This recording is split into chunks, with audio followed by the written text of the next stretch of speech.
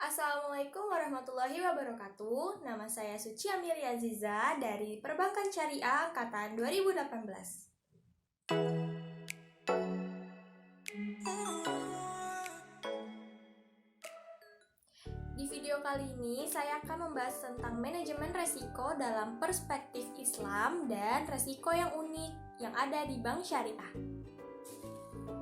Pertama, kita akan membahas tentang manajemen resiko. Manajemen resiko itu apa sih? Manajemen berasal dari kata Prancis kuno yang artinya seni mengatur, sedangkan resiko artinya kemungkinan terjadinya kerugian dari ketidakpastian.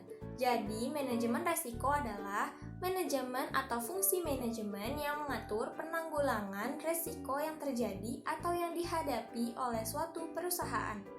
Fungsi manajemen resiko ada 3. Yang pertama, menemukan kerugian potensial. Yang kedua, mengevaluasi kerugian potensial tersebut, artinya mengevaluasi setiap kemungkinan yang terjadinya kerugian.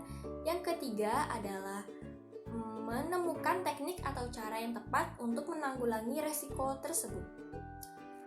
Islamic Financial Service Board atau IFSB telah merumuskan prinsip-prinsip manajemen risiko bagi bank dan lembaga keuangan dengan prinsip Islam. Pada 15 Maret 2015, draft pertama telah dipublikasikan oleh IFSB yang dijelaskan bahwa manajemen resiko lembaga keuangan Islam mengacu pada Basel Accord 2 dan disesuaikan dengan karakteristik prinsip Islam. Dalam Islam membagi 2 resiko. Yang pertama ada resiko akhirat yang mengenai tentang surga dan neraka. Yang kedua ada resiko dunia yang mengacu pada tujuan makosid syariah. Jadi, manajemen resiko dalam Islam adalah menjaga amanah dari Allah untuk kemaslahatan manusia. Sudah banyak sumber Al-Quran yang menjelaskan tentang manajemen resiko yang baik dengan mendatangkan kemaslahatan bagi manusia. Salah satunya adalah sabda Rasulullah SAW yang bersabda, penghasilan atau kegunaan atas imbalan, kesiapan menanggung kerugian. Hadis riwayat Ahmad.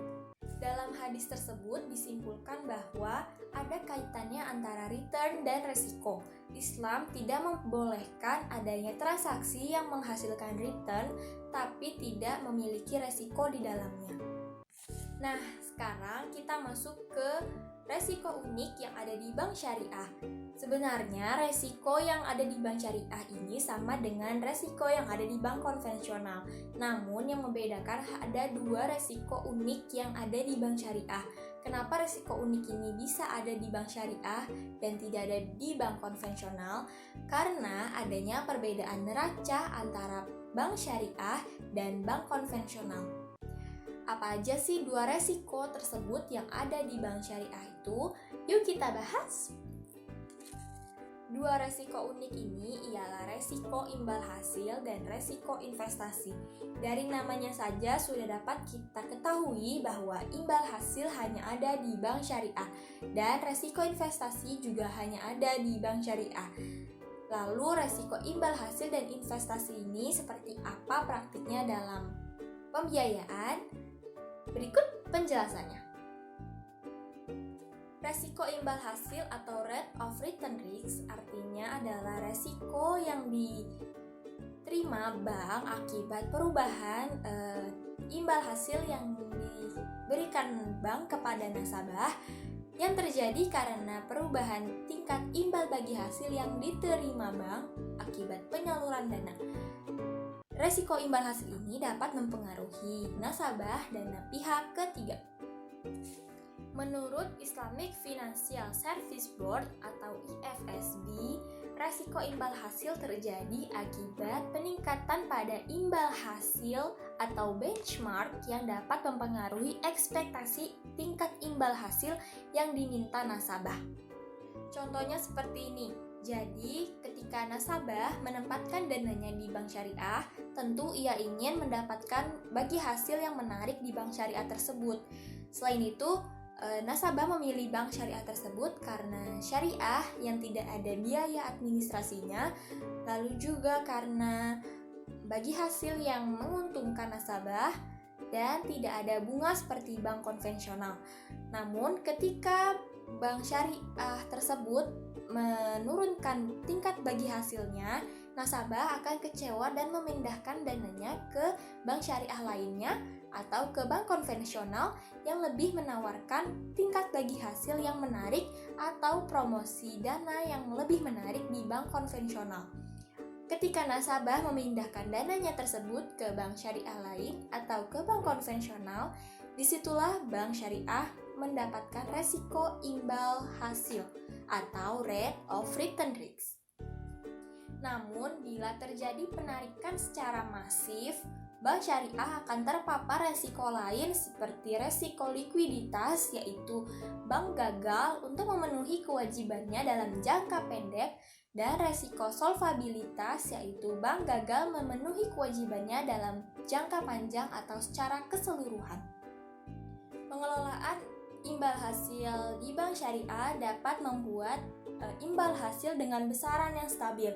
Islamic Financial Services Board merekomendasikan penggunaan dua cadangan, yaitu Profit Equalization Reserve dan Investment Risk Reserve.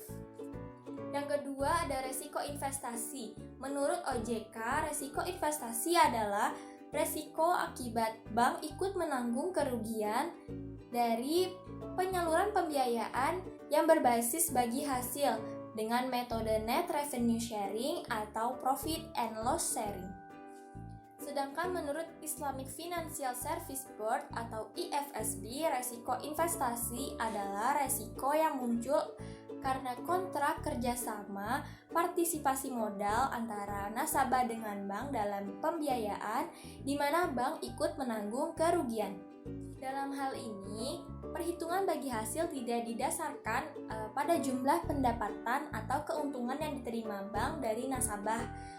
Namun, apabila nasabah mengalami kebangkrutan dalam usahanya, maka jumlah pokok pembiayaan yang diberikan bank kepada nasabah tidak diperoleh kembali. Sementara perhitungan bagi hasil juga dapat menggunakan metode net revenue sharing, yaitu bagi hasil dihitung dari pendapatan setelah dikurangi modal. Resiko investasi ini terkait dengan pembiayaan dengan akad syirkah, tidak termasuk dalam investasi aset keuangan, namun termasuk dalam resiko kredit dan resiko pasar. Pengelolaan resiko investasi dapat dilakukan dengan know your customer atau mengetahui nasabah terlebih dahulu, seperti melihat atau mengecek histori nasabah tersebut dalam bank yang bermasalah atau tidak, atau dapat diberikan kredit atau tidak. Selain itu, pengelolaan manajemen resiko di dalam bank dapat menggunakan prinsip 5C, yaitu kapital, kolateral, capacity, karakter, dan condition of economy. Berikut adalah prinsip 5C.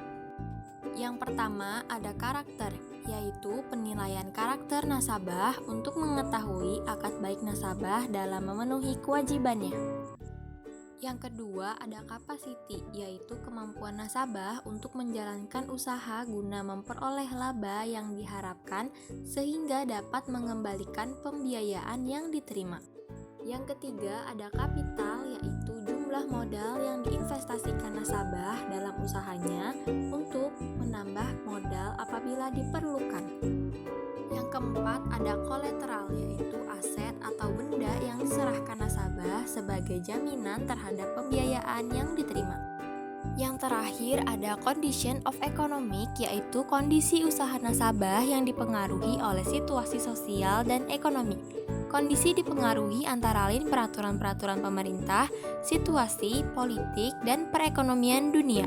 Kondisi ekonomi yang dipengaruhi pemasaran, produk, dan keuangan juga termasuk dalam data yang harus diketahui bank, karena mempengaruhi kemampuan nasabah dalam mengembalikan return pembiayaan. Jadi, prinsip 5C ini adalah prinsip yang digunakan untuk pengelolaan manajemen resiko guna meminimalisir resiko yang dihadapi perbankan.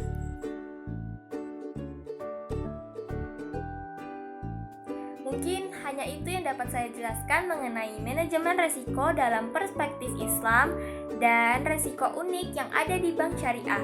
Kurang dan lebihnya mohon maaf. Wassalamualaikum warahmatullahi wabarakatuh.